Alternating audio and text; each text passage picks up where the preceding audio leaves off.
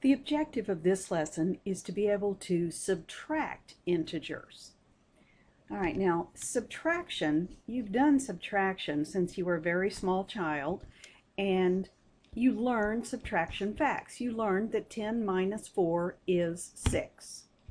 When we're going to do this, we're going to define subtraction to be adding the opposite. Okay, so this problem that you're very comfortable with changes into keep the first number, change it from a subtraction problem to an addition problem, but change the second number, which is a 4, to its opposite, which is a negative 4. So for subtraction, we're going to keep the first number. We're going to change the operation from subtraction to addition, and we're going to change the second number to its opposite. Then we're going to use the addition rules. So our little memory device for any subtraction problem is going to be keep, change, change. You can see that it works with this one. You kept the 10, you changed to addition, you change positive 4 into negative 4. The addition rules say if one is positive and one is negative, you subtract and keep the sign of the dominant. We've got it. Here it is in formal algebraic terms. It says, suppose you have two numbers that are A and B. A minus B is the same as keep the A, change to addition, change to the opposite of B. So it's negative B. I'm going to do my keep, change, change in red for every problem. So let's take a look at a few. The first few examples are already worked out for you, but I wanted you to see the keep, change, change. Okay, I'm going to highlight it in some kind of red. If I have 8 minus 5, I keep the 8. I change to addition. This was a positive 5. I make it become a negative 5. Now, look at the two numbers. You're going to use the addition rules. Positive 8, negative 5, different signs. I need to subtract and keep the sign of the dominant or the larger. That's going to give me, subtract for 3, it's going to be positive 3. Let's look at the second one. If it is subtraction, then you're going to do keep. Yes, I kept negative 4. Change from subtraction to addition. Change from 10 to negative 10.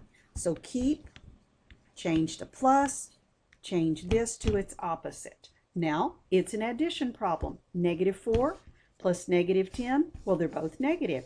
Add them up, keep negative 14. Next one, keep, change, change. Keep, change from minus to plus, change the second number to its opposite from negative 5 to positive 5. You could even put a little plus sign there. Now you've got a 6 and a 5. They're both positive. Add them up for 11. Let's look at the last one. I have negative 11 minus negative 7. Keep, yep, negative 11. Change to a plus. Change from negative 7 to positive 7. So now I have a keep, change.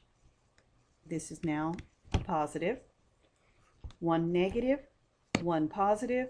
We're going to subtract. 7 from 11 is 4. The bigger of the two numbers was a negative, so it's negative 4. So I'm going to do any time it is subtraction, but only when it is subtraction. I'm going to keep the first number. I'm going to change the sign to plus. I'm going to change the sign of the second number. Then I'm going to use the addition rules. All right, let's take a look at a few. All right, number 1. I'll rewrite the problem. I have negative 19 minus negative 19. Rather than rewriting everything, here's what I'm going to do. I'm going to keep the first, it is subtraction. I'm going to keep the first number exactly as it is. I'm going to change the operation from subtraction to addition. Whatever the sign of the second number is, I'm going to turn it into its opposite. So it is also plus. This problem is now an addition problem. negative 19 and positive 19. Well, those are exact opposites. When you add opposites, you get 0. So the answer to number 1 is 0. Let's look at the next one. It has 24 minus 6. Now, perhaps you just look at that, you do subtraction as you always have, and you say, well, that's 18. And that's absolutely great. You don't have to do anything different. But I want to show you that this keep, change, change process always works. You keep the first number.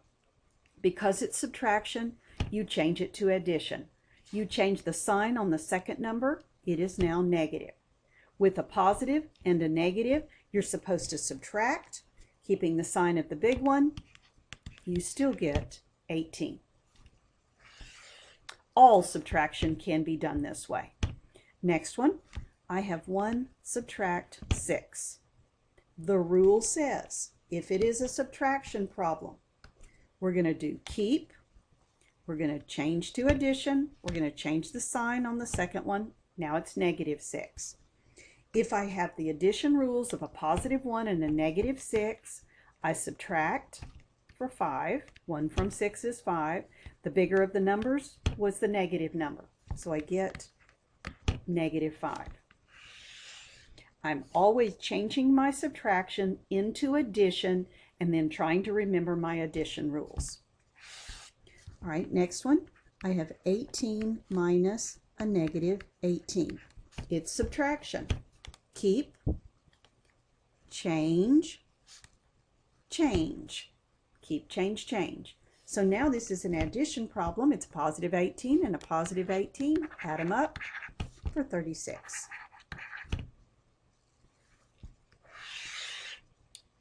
The next one, I have negative 6 minus a negative 8. It's subtraction, so I grab my red pen. I keep the first number. I change subtraction to addition. I change the second number to its opposite. Now I have a negative 6 and a positive 8. The addition rules tell me to subtract 6 from 8, which gives me 2. The big one, the dominant one, is plus, so it's plus 2. Number 6. I have negative 9 minus 20. Red pen time because it's subtraction. Keep the first one, change to addition, change it from positive 20 to negative 20.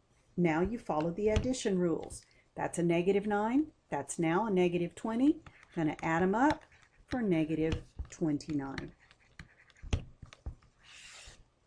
I have 3 minus 19. Okay, subtraction, red pen, keep, change, change. Now I follow the addition rules.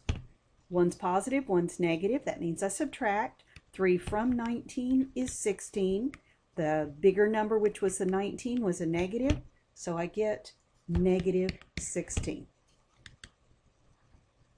Let's look at number 8. I have 55 minus 66. Subtraction, red pen time. Keep 55. Change to addition. Change the sign on the 66 to become negative 66. One positive, one negative. I need to subtract. 55 from 66 is 11. And the big one was negative, so I get negative 11.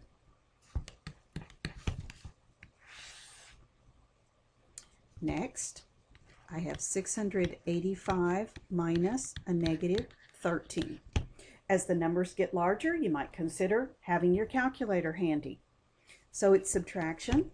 I do keep, I do change to addition, change from negative 13 to positive 13. Since that's positive and that's positive, I'm going to add them. And that gives me 698, and it's positive. All right, number 11. I have negative 4 minus 8. Every single subtraction problem can be rewritten as keep, change to addition, opposite of the second number. So I'll keep -4, change to addition, change what is a +8 to a -8. Use your addition rules now because it is an addition problem. Negative plus negative, going to add them up, keep it negative. All right, next one, -6 minus -3. All right, red pen. Keep, change, change. I have a -6 and a +3. Since the signs are different, I'm going to subtract. 3 from 6 is 3. The big one was negative, which means it dominates, and that's -3. Almost done. I have 18 minus 28. I will, because it's subtraction, keep, change, change. All right, so now I have a +18 and a -28. Signs are different, so subtract. If I have, I have 18 subtracted from 28 gives me 10. The big one was negative, so it's -10. All right, last one. I have to translate before I do anything else, and it says subtract 16 from -25. Now, we did some translations, and I hope you remember that subtract from is a reversing phrase. It's very important you get it in the right order. That's -25 minus 16. The 16 is getting subtracted from that. All right, now it is keep, change, change. So now what do? I have a negative and a negative. When I have the same sign, I add them up. That would be 41. They're both negative. So it is -41. So subtraction